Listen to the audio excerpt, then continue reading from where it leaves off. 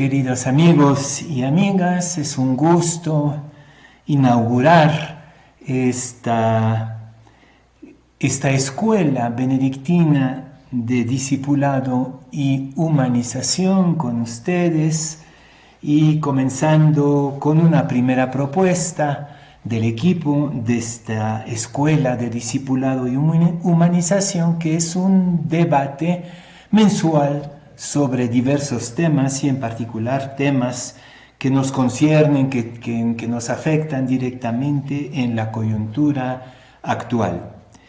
Este mes hemos escogido para inaugurar nuestra escuela el tema de la resiliencia, que nos parecía muy oportuno en el contexto de cuarentena prolongada, por lo menos en el Perú.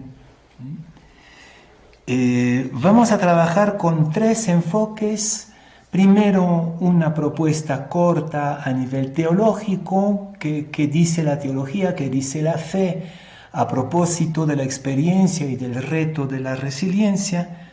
Después, Billy Gutiérrez, nuestro amigo psicólogo, enfocará la misma temática desde la psicología, y Elva terminará la trilogía, si quieren, con una mirada pedagógica, cómo vivir, cómo practicar, cómo ir desarrollando esta resiliencia en situaciones de crisis. Y al final del mes les propondremos un debate sobre estos tres pequeños videos con enfoques diferentes. Entonces a mí me toca esta mañana abordar el tema desde la perspectiva del teólogo, es decir, desde la perspectiva de la fe. Pero hay que comenzar diciendo que la palabra resiliencia, que es una palabra muy de moda en este momento, esta resiliencia comprendida como resistencia, como capacidad de resistencia activa y creativa ante la adversidad, pues esta resiliencia no es parte del vocabulario teológico, ni siquiera de la fe, curiosamente. Y me pregunto incluso si la experiencia misma que quiere abarcar la palabra, el concepto de resiliencia, si este concepto es parte de nuestra experiencia de fe. Me voy a aclarar un poquito lo que quiero decir acá. Sí es verdad que en todas las culturas y en todas las espiritualidades, las creencias religiosas y sobre todo sus promesas escatológicas, es decir, sus promesas más allá del impasse de la vida histórica nuestra, por ejemplo, el cielo, el infierno, el juicio, el reino, la recompensa, el castigo, todas estas creencias, más allá de nuestra historia difícil, de crisis, más allá del aquí y ahora, siempre han sido fuente de aguante y de resistencia. Pienso en la religión andina, por ejemplo, que fue y sigue siendo una fuente importante de resistencia y de aguante ante la invasión colonial, no solamente del pasado, sino todavía hoy, la invasión neocolonial. También pienso en la religión popular, pero este aguante basado, construido sobre creencias religiosas, muchas veces o lleva a la resignación, a la pasividad total, o al contrario, al fanatismo, como lo vemos en algunos sectores de extrema derecha cristiana o algunos sectores fanáticos del islamismo. La fe para el teólogo o para el místico, si quieren, no tiene nada que ver con no tiene mucho que ver, digamos, con estas creencias religiosas. La fe más bien es una experiencia de otro orden, va mucho más allá que la simple resistencia o el simple aguante que nos procuran las creencias. La fe es una energía interior, una vivencia misteriosa que la llamaría rebeldía. La fe es una experiencia, una energía interior de rebeldía que desemboca incluso en la rebelión. La rebeldía y la rebelión. La fe no es de aguante, de soportar. Esto sí es el rol de las creencias muchas veces, sino de rebelarse, y de rebelarse no pasivamente, sino activamente. La fe es esta rebeldía, rebelión, que apunta a un cambio radical. Podríamos decir que la fe es lo que en nosotros pone en crisis a la propia crisis. Es un no. La fe es un no tajante. No, esto no puede ser. Basado construir ese no sobre un sí fundamental, a una convicción vivida, experimentada, que existe una realidad en germen y porvenir diferente.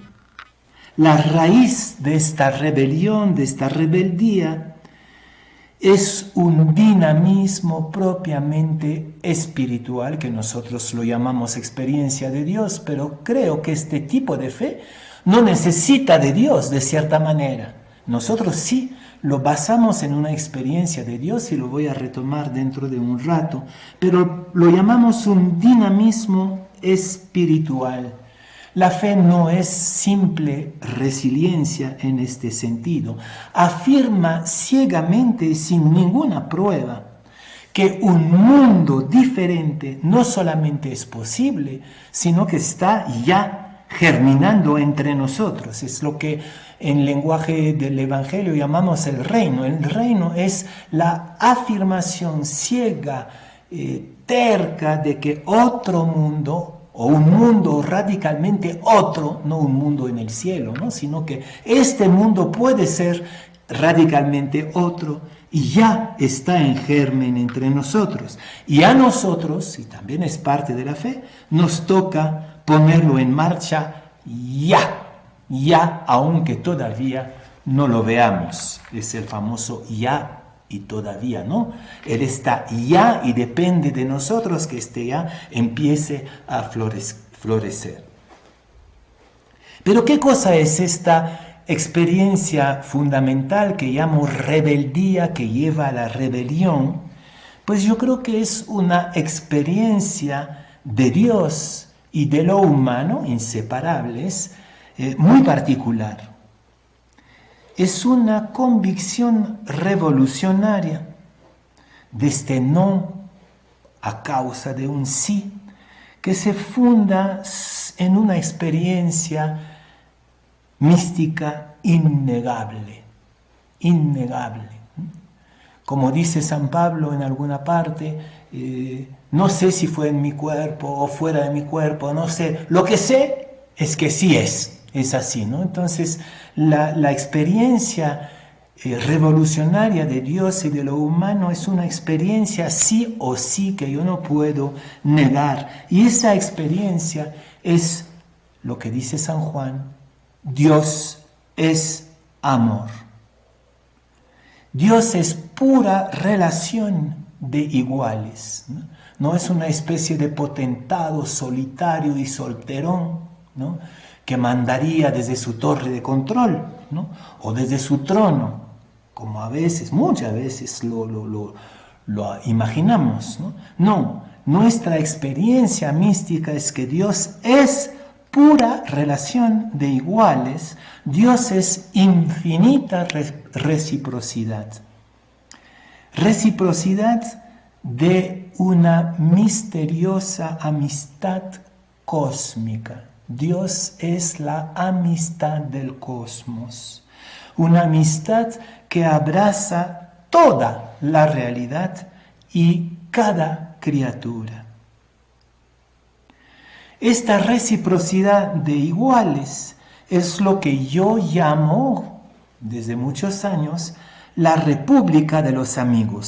Sería para mí el verdadero nombre de lo que Jesús llama en los evangelios sinópticos el reino. El reino es la república de los amigos, y esta república Jesús la va inaugurando en la última cena, tomando la condición de esclavo. Él, el maestro del Señor, dice, ¿no? Yo me hice servidor, tomó la condición de esclavo, dice San Pablo, y se pone a lavar a los pies de sus discípulos, para que en adelante ya no exista esta relación de maestro a esclavos o a servidores. Ya no los llamo servidores, sino que los llamo amigos. Esta república de amigos supone la ruptura de las relaciones de dominación. El propio Dios se transforma, toma la condición de esclavo, renuncia a su condición preponderante de Dios para inaugurar la república de los amigos. Esta república es el mundo desde abajo. Cuando Jesús lava los pies, pues mira el mundo, mira a su gente desde abajo.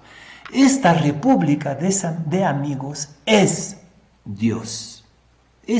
Dios es república de amigos. Es lo que con un término que es difícil de comprender hoy día, sí, lo acepto, ¿no? Incluso muchas veces nos referimos al pequeño catecismo y vemos los tres personajes, ¿no?, de la Trinidad. Entonces es difícil hoy día hablar de la Trinidad, pero si esa Trinidad la llamo la república de los amigos, donde las relaciones de iguales y de reciprocidad, de filiación, de paternidad y de fecundidad, el espíritu es la fecundidad divina, esas tres relaciones desembocan en la amistad cósmica. Dios es amistad, y eso es el misterio de la Trinidad que vamos a celebrar dentro de poco tiempo. Ya no existe ni maestro, ni servidor, ni esclavo, ni patrón, sino solamente amigos. La amistad es la parte de divinidad que nos ha sido entregado a nosotros. Entonces, esta utopía de la visión de Dios se vuelve comunidad. Nuestra imagen de Dios revolucionaria ya no es el Dios todopoderoso que según su capricho maneja el mundo, ¿ya? Todo esto se vuelve esperanza, ¿ya? No resiliencia, sino esperanza. La esperanza es una certidumbre, es una certeza, una convicción absoluta. Nuestro llamado no es solamente aguantar, resistir. La resistencia no es nuestro llamado. Nuestro llamado es transformar. Por eso lo llamo un llamado revolucionario. ¿Y cómo se hace eso? ¿Cómo nosotros hacemos real, concreta, la república de los amigos, que es Dios? Dios relación, Dios amistad cósmica. Pues San Juan, en el prólogo de su Evangelio, nos dice que todo reposa, todo está fundamentado en la palabra. La palabra, dice San Juan, viene de Dios, se voltea hacia Dios, es Dios. Y la palabra es la parte de lo humano que realmente manifiesta esta divinidad nuestra, es ejerciendo el privilegio y la belleza de la palabra que podemos reconocernos como hijos e hijas de Dios, es decir, como plenamente divinos. El mundo nuevo que vislumbramos en germen, no solamente que esperamos así los ojos cerrados, ¿no?, sino que vislumbramos porque nos ponemos en marcha para que acontezca. ¿Sí? Este mundo nuevo tiene como fundamento la palabra. Nuestra parte divina es la palabra que damos al otro, la palabra que escuchamos, la palabra que acogemos para fecundar juntos y engendrar juntos este mundo absolutamente nuevo. La república de los amigos, el reino de Dios, la vida eterna, todos esos términos son equivalentes, son sinónimos. Pero si apostamos por un mundo fundamentado, anclado, enraizado en la palabra, también tenemos que asumir como viniendo de Dios nuestra diversidad. La diversidad, la diferencia entre nosotros, lo que permite la palabra. Yo diría que la diversidad y la diferencia es la huella de Dios, la marca de Dios entre nosotros. Es lo divino entre nosotros. Si no, seríamos clonos, robots, no seríamos dioses, como dice Jesús. Es la diversidad entre nosotros que nos enseña el arte de la palabra. El arte de negociar, a veces discutiendo, peleándonos, reconciliándonos, para llegar no a la unanimidad. Esto sería una ingenuidad. Nunca llegaremos a la unanimidad, sería aburridísimo ser unánimes. Pero sí el consenso, consensos sucesivos. ¿Cómo llegar a consensos sucesivos que implica que renunciemos a una parte de nosotros y sin embargo defendamos lo no negociable de nuestras convicciones? Darse y fiarse del otro en la palabra, eso es el riesgo creyente absurdo, por eso no es simplemente resiliencia, es más allá, ¿ya?, de la confianza. Esa es la apuesta de la fe. La apuesta de la fe es: te doy mi confianza, así nomás. Pero me van a decir: qué ingenuos los creyentes, qué ingenuos los cristianos. ¿Acaso no ven que en todas partes el mal está ganando la batalla? En este momento lo vemos clarísimamente en la crisis de la pandemia, cómo la maldad va carcomiendo la crisis misma. No, el creyente no es ni ingenuo ni ciego. Sabe perfectamente de la existencia, de la fuerza, de la aparente omnipotencia del mal en sí mismo, en el mundo, en los demás. Sabe que estamos atravesados por fuerzas contrarias de muerte. Pero apuesta, y la fe es una apuesta revolucionaria, apuesta por lo que llamaría un realismo utópico. La fe es un realismo utópico, es una apuesta por un mundo radicalmente nuevo, inédito. Y el creyente, sabiendo de la existencia del mal, peleando con él dentro de su propia existencia, no pierde tiempo en buscar explicaciones y respuestas a la existencia del mal. No hay explicación, no hay respuesta. No encontrarán en toda la Biblia ninguna explicación, ninguna respuesta. Vean el libro de Job. El propio Jesús no pierde tiempo en buscar respuestas. El Evangelio no es una respuesta al mal y a su misterio.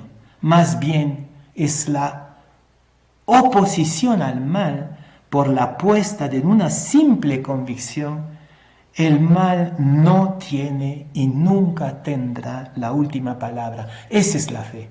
El mal nunca tiene y nunca tendrá la última palabra. Es lo que en lenguaje, en jerga cristiana llamamos la gracia. También la gracia es un término ambiguo, yo lo sé, es un término difícil de entender hoy día por ejemplo, por los jóvenes, ¿no?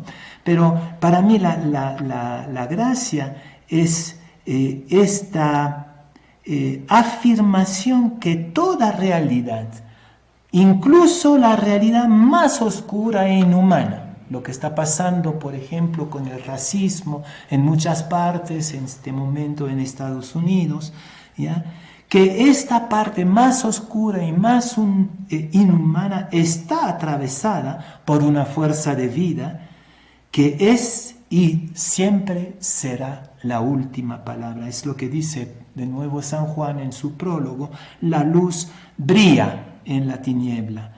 La tiniebla es pasajera. Esa es la locura de la fe, ¿no?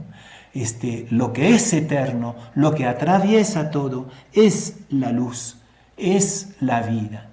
La última palabra la tendrá siempre la vida. Y por eso el creyente invierte un compromiso gratuito. La gracia quiere decir es gratuito, es absolutamente gratuito el amor. Me atraviesa el amor gratuitamente y lo llamaría esta gracia, me van a excusar, me van a disculpar, más bien voy a utilizar un término un poco fuerte. La gracia es el erotismo de Dios. Es la absoluta gratuidad del amor, sin ninguna intención otra que amar. Y por eso, por este erotismo de Dios que llamamos la gracia, el creyente está cada vez más convencido que el mal es profesional, que es una ilusión dolorosa, pero la victoria ya la tiene la vida. Toda la maldad del mundo está en jaque con un solo justo, como dice la Biblia. Es decir, un solo creyente loco que se rebela hasta la rebelión y se compromete para cambiar gratuitamente este mundo en república de los amigos. Basta que yo y tú decidamos la luz y la vida, incluso en plena oscuridad y tormenta, basta de uno solo. Y qué bueno cuando es una comunidad pequeña, que afirmamos ya la victoria de la vida para que el mal, este mal terrible que nos envuelve, esté vencido.